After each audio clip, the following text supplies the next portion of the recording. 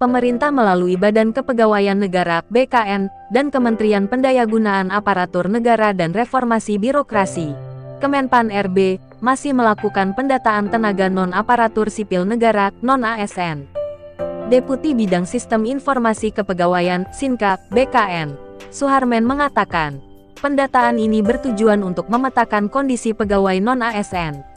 Hal ini juga dapat membantu pemerintah menyusun strategi kebijakan terkait pegawai honorer.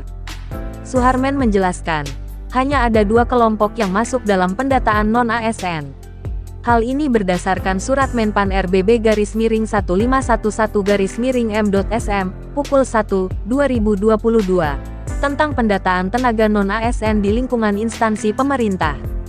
Adapun 2 kelompok tersebut adalah tenaga honorer kategori 2 yang terdaftar dalam database BKN, serta pegawai non-ASN yang bekerja pada instansi pemerintah. Sementara itu, beberapa kelompok pegawai non-ASN tidak akan dicatat dalam pendataan ini. Misalnya, satpam, pengemudi, petugas kebersihan, dan lainnya. Ada petugas kebersihan, pengemudi, satpam pengamanan dan jabatan lain yang dibayarkan oleh outsourcing, tidak termasuk yang dicatat.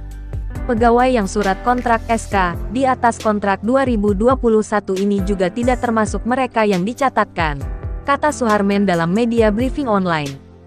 Badan Layanan Umum (BLD) dan pegawai dengan masa kerja kurang dari 1 tahun juga termasuk kelompok yang tidak dicatat.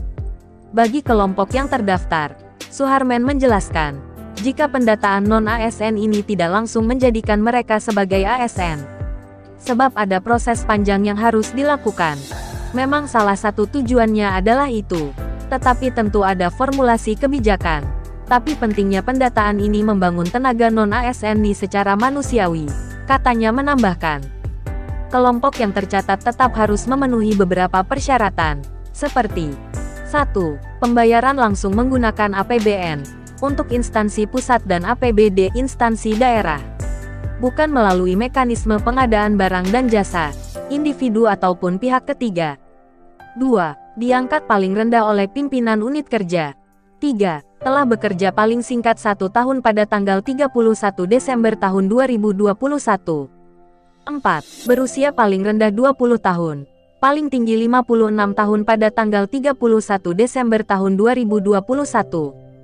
Sebelumnya, Kementerian Pendayagunaan Aparatur Negara dan Reformasi Birokrasi (PANRB) mengeluarkan surat edaran untuk menghapus tenaga honorer pada tanggal 28 November tahun 2023.